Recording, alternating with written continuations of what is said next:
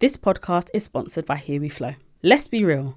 The standards in period care have been way too low for way too long. Bleach, dyes, fragrance, and we're just expected to put these chemicals in and on the most sensitive parts of our bodies. That's why Here We Flow created their Your Vagina Has Standards campaign. Your body deserves the best, and their ultra-absorbent, soft as a cloud period care are made with plant-based materials. No bleach, no dyes, no shame. So whether you're a pad, tampon or period underwear girly, next time your period decides to make her grand appearance, give her the VIP treatment. Now, onto the episode. Hi guys, welcome to another episode of Womenstrual The Podcast. I am your host, Candace, and this is a series of conversations about the ebbs and flows of life and a safe space to discuss periods. We are in season 2.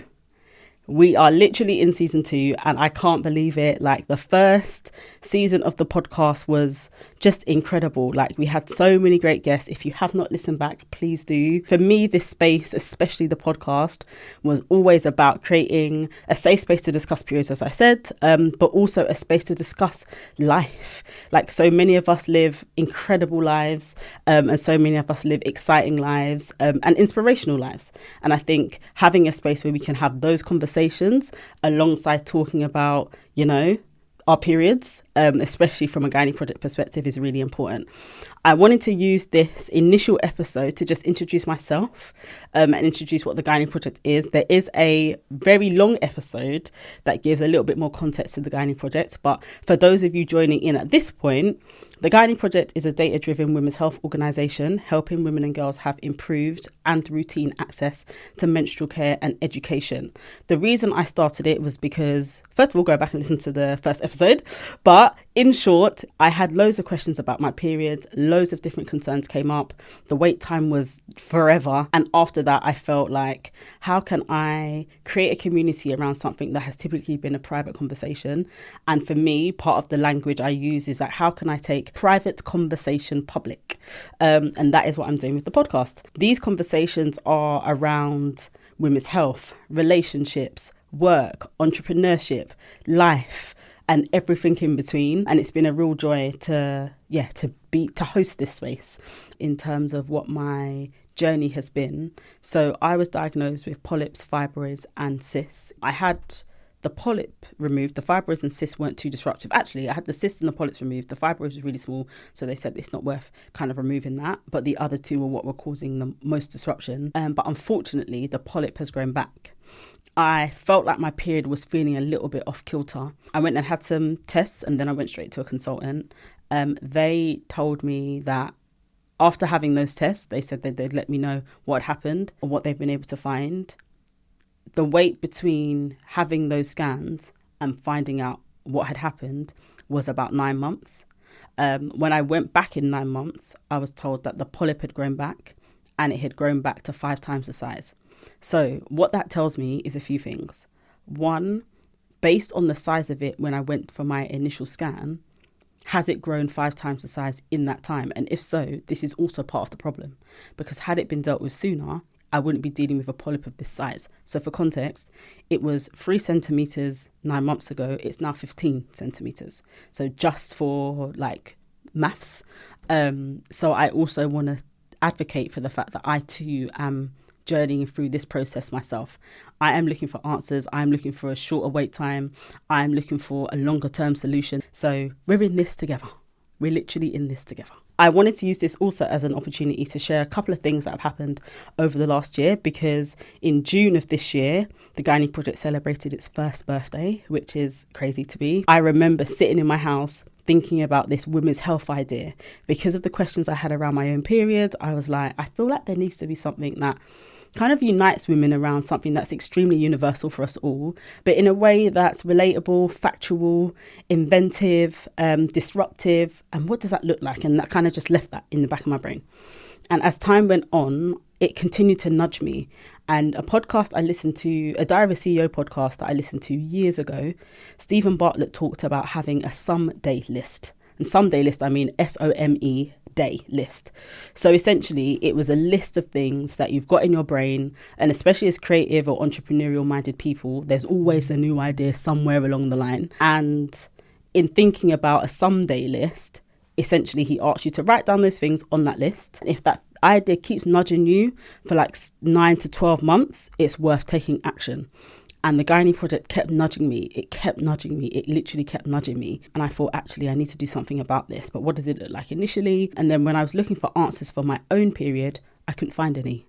So I thought, actually, maybe we need to kind of look at what the data looks like here and what the experience, how the experiences of women are documented and how they can then be challenged and then how there can be change. So the Gynae project started with a survey, which I sent out to my immediate groups to start to galvanise and collate a modern day picture of what women's period experiences were and are.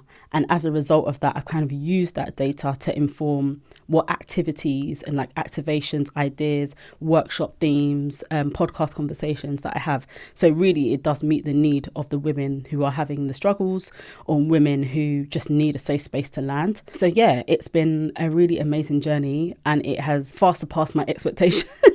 If I'm honest, like taking this type of conversation public, I really felt like I was going to be waving the flag and knocking down people's doors, which I am, like, let's not be mistaken. But I have really felt a sense of, wow, people actually feel like this is necessary. People actually feel like this is needed. People actually are gravitating to this idea and supporting the journey along the way.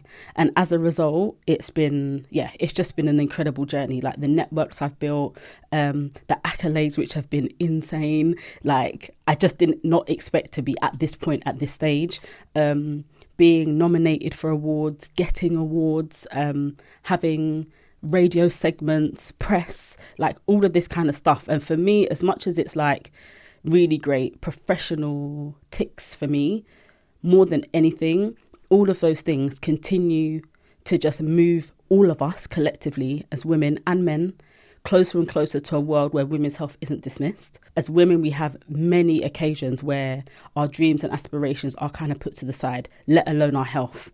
Like I know that many of us can relate, especially Black women, to being dismissed in various areas of our lives.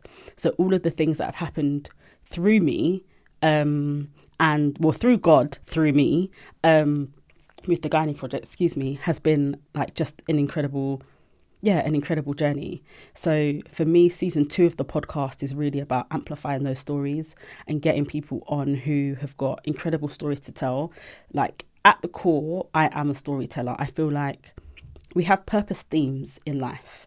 And those themes are something that undergirds everything that we do. So it could be you're an inherent connector. You're an inherent community advocate. So when you look through your life, you can see that there seems to be some connection to something, which for me is what excites how your journey can unfold, because it means you don't have to do any one thing, because your theme will carry you through and kind of help you meander to the next stage, to the next stage, to the next stage. And for me, storytelling has always been at the crux of everything I've done. As a child, I used to dance. So at age 5, I used to dance, and that was my first way of telling a story. I then went on to become a journalist, and I then went on to be a writer for various different platforms. I then moved into advertising, which a lot of that is around storytelling.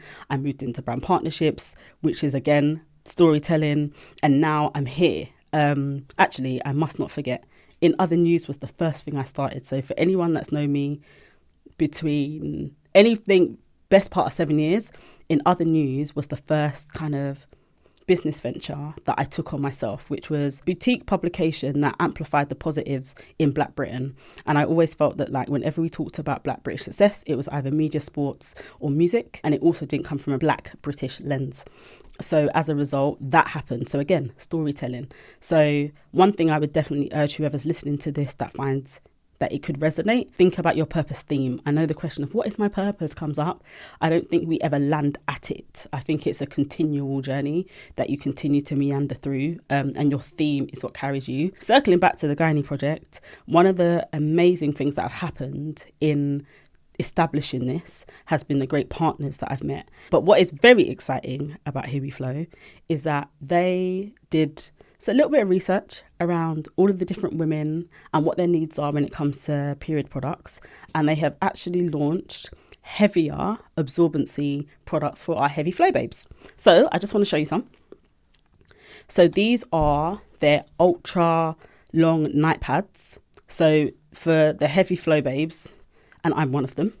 This is what we need. And also, these are our extra long pads. So again, I'm saying R because I feel like I'm like an honorary member of their team. These are the extra long pads, which are really great for during the day for heavy flow babes as well. They're soft as a cloud, you know, like literally wearing them feels like you're not wearing anything at all. And as disruptive as periods can be, you definitely want to be wearing something that helps you feel comfortable, helps you feel like you can still continue with your everyday and not feel too disrupted by what you're using when you're in your menstrual phase. So I am very excited about what this next stage of not only Womenstrual but the Gynae project has in store. I'm a big believer in just, cast your net wide and see what you catch. So I hope to be saying some amazing things this time next year. But in so many ways, I also want to use this opportunity to just say thank you to everybody who's taken the time to listen to an episode, watch an episode, share an episode, all of the things that help people's ideas like mine move forward and ultimately move the needle on what is a critically important issue. From a data perspective as well, that's a key part of what the Gynae Project offers. And when I think about some of the numbers that we've collated, that is going to come and that is going to be published and it is going to be a report. So you heard it here first. But some of the numbers of what I see in women who have got endo that I filled in our survey, let alone like wider data collation. For context as well, 90,000 women right now are waiting to see a gynaecologist in South East London alone. So that does not take into consideration the other areas of London, the other areas of UK, the other areas of England, Ireland, Scotland, Wales. Like, it really doesn't take into consideration those numbers as well. So for me, this is such a pressing issue. It is urgent, and we definitely need to think about how we can expedite that wait time for those women. And for me, as much as it's not something that I can do with a click of a finger, my hope is that myself and other women who are in this space give women who are going through endo, adeno, fibroids, cysts, PMDD, polyps, PCOS, any of those conditions, find community. Because when I think about when I've gone through some of the hardest times in my own life, that's where my safe space has been.